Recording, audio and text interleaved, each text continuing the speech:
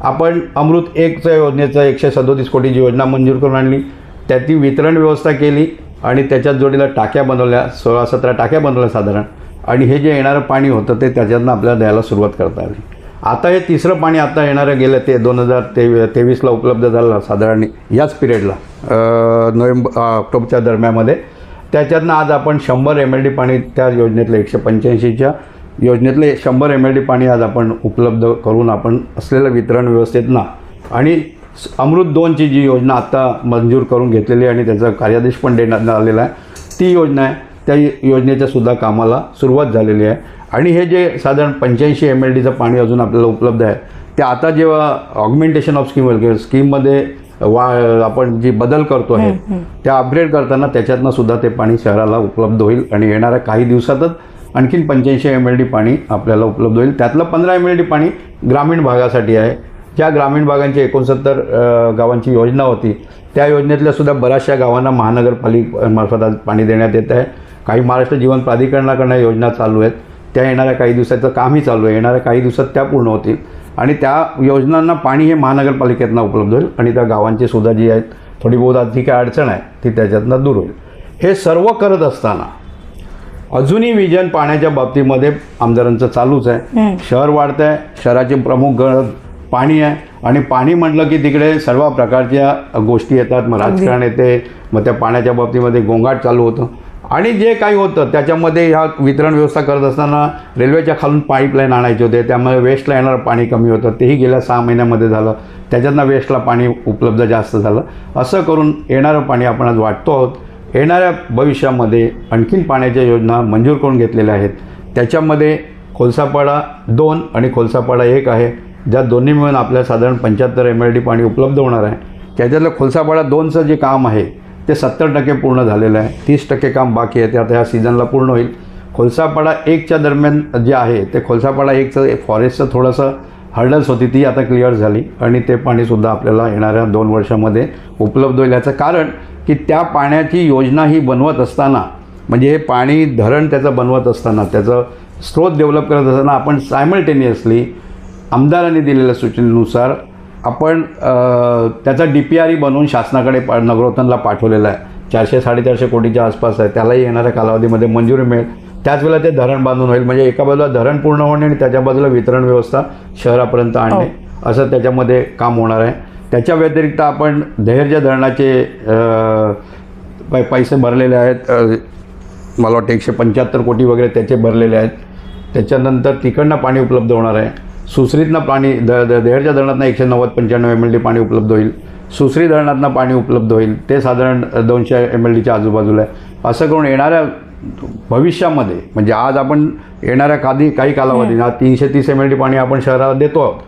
मध्यंतरीच्या काळामध्ये तुम्ही बोलले आता की काहीतरी पाणी येत नव्हतं आणि हे म्हणत होते, ते आपण जे म्हणालात ते बरोबर आहे की मध्यंतरीच्या कालामध्ये पाणी नसल्या कारणाने प्रशासकीय हे असल्या कारणाने थोडे दिवस पाण्याची कनेक्शन्स बंद होती, पण गेल्या 4-6-7 महिन्यापासून चालू झालेले आहे.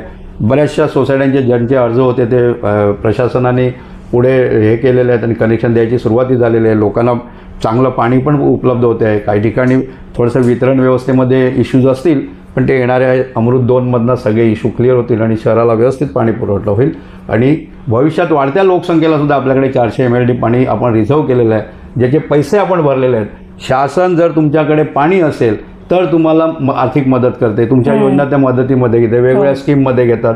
मग ते नगरोत्थानमध्ये घेतील किंवा अमृत 2च्या ऐवजी अमृत 3 येईल त्याच्यामध्ये घेतील. त्याच्यामध्ये शासनाकडनं म्हणजे सेंट्रल गव्हर्नमेंटचा हिस्सा असतो, महाराष्ट्र गव्हर्नमेंटचा हिस्सा असतो आणि पालिकेचा हिस्सा असतो. असे तिघांचे मिळून त्या योजनेवर खर्च होत असतात आणि जर स्रोत असेल तर तुम्हाला फंडिंग मिळतं, फंडिंग मिळून तुम्हाला स्कीमला अप्रुव्हल मिळते. त्याप्रमाणे आमदारांनी भविष्यामधल्या सुद्धा पाण्याची योजना केलेली आहे.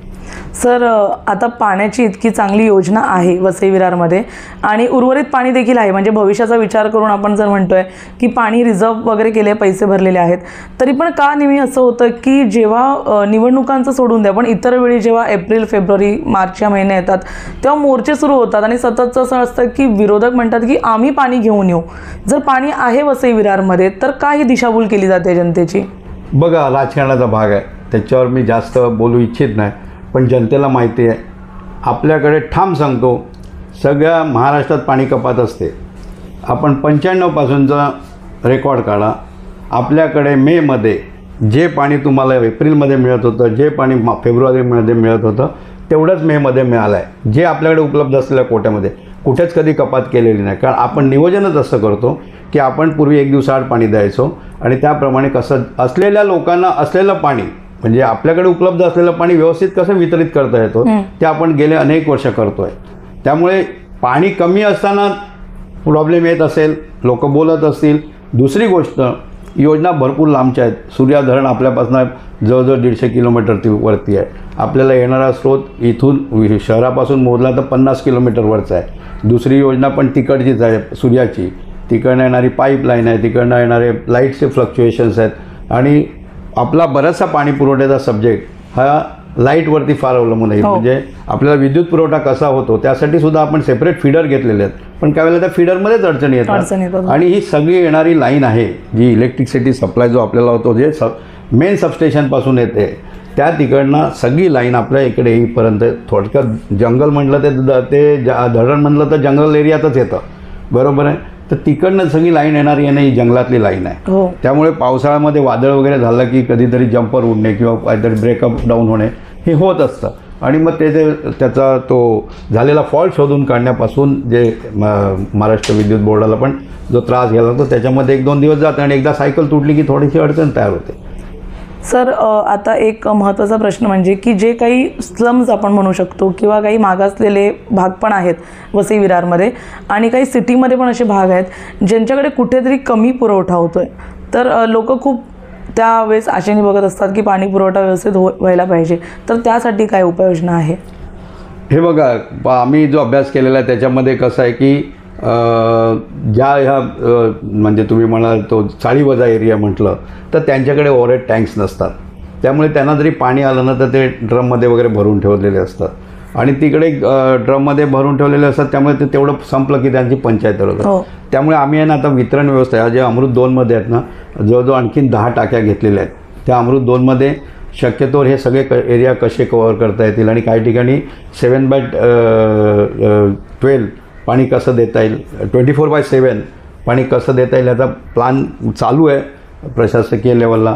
सध्या आता प्रशासनामध्ये नगरसेवक नाही आहे, बॉडी नाही आहे. येणाऱ्या कालावधीमध्ये आले की आमदारांच्या मार्गदर्शनाखाली त्यांनी दिलेल्या काही सूचना आहेत, आपल्या लोकनेत्यांनी दिलेल्या सूचना आहेत, आपले छोटे आमदार आहेत क्षितिज ठाकूर त्यांनी दिलेल्या सूचना आहेत, राजेश पाटील जे तिसरे आपले आमदार उभे आहेत बोईसरचे, त्यांच्यामध्ये त्यांच्या बोईसर मतदारसंघामध्ये सुद्धा वसई विरार शहर महानगरपालिकेचा बराचसा भाग येतो. तर त्यांनी सर्वांनी मिळून एक ह्या ज्या आपल्या चाळीवजा एरिया आहे किंवा तुम्ही म्हणाले काही स्लम एरिया आहे तिकडे कशा प्रकारे पाणी देता येईल ते बघत आहेत. आजच्या डेटला आपण भरपूर देत आहेत असं मी म्हणणार नाही, पण पुरेसं पाणी आज सगळ्या ठिकाणी मिळत आहे. सर, येणारे आता काही वर्ष आपण म्हणू शकतो त्याच्यामध्ये अशा कोणत्या योजना आहेत ज्या आपण वसई विरारमध्ये पाहण्यासाठी आणू इच्छिता आणि जे येतील? आता म्हणाल जो खोलसापाडा 1 आणि 2 त्याच्यातनं 25 MLD 75 MLD पाणी उपलब्ध होणार आहे. त्याच्यातलं खोलसापाडा 2चं जवळजवळ 70% काम पूर्ण झालेलं आहे. ते होत नाही तर धेरजा स्कीम चालू आहे, धेरजाचंही बंधाऱ्याचं काम चालू आहे तिकडे आणि त्याला आपण 175 कोटी भरलेले आहेत. महानगरपालिकेने स्वतःच्या मालकीचं धरण म्हणून ते शासनाकडे भरलेलं आहे. त्या योजनेचं काम चालू आहे. त्यानंतर सुसरीचं काम आहे आणि छोटे छोटेही बंधारे घेतलेले आहेत. पण त्या बंधाऱ्यांमध्ये आता अभयारण्य आल्या कारणाने थोडंसं राजिवली, टिवरी, सातिवली ह्या जो योजना आहेत त्या थोड्या फॉरेस्टच्या ह्याच्यामध्ये आहेत. बाकी येणाऱ्या कालावधीमध्ये आपल्याला पाणी उपलब्ध होईल. आपण वेगळ्या योजना करू आणि करणार. कारण आता तुम्ही सांगा ना, खोलसापाड्याची योजना आपण धरण बनवत असताना त्याचा DPRही बनवून टाकला. अगदी डिटेल प्रोजेक्ट रिपोर्ट जो शासनाला त्या मंजूर करण्यासाठी प्रोसेस आहे ती बनवून टाकलेली आहे. म्हणजे असं म्हणता येईल की पुरेसं पाणी आहे, ते वितरण आता अजून आता आपल्याकडे येणाऱ्या लगेचच्या दिवसामध्ये ही वितरण व्यवस्था जी चालू झालेलं आहे काम त्याच्यातलं अजून आपल्याला 75 MLD पाणी येणारच आहे ना. त्याच्यामध्ये ग्रामीण भागाचा 15 MLD पाणी आहे. म्हणजे पुरवठा आहे आणि वितरण पण आहे.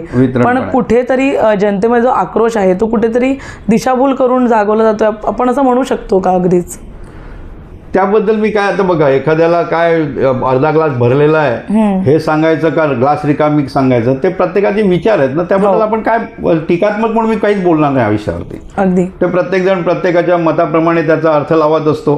पण प्रत्यक्षात तुम्ही आता पत्रकार म्हणून मला विचारतात तर मी तुम्हाला सांगेन की तुम्ही जरा शहरामध्ये पूर्ण फेरफटका मारला तर सद्यस्थिती काय आहे आणि सत्यस्थिती काय आहे हे आपल्या निदर्शनाला येईलच. प्रश्न एवढेच होते. काही घ्यायचा अजून एखादा प्रश्न असं राहिलाय कोणता टॉपिक? अजून जे आता डायरेक्ट कॉलेज जे काय आरोप होतात ते लोक काय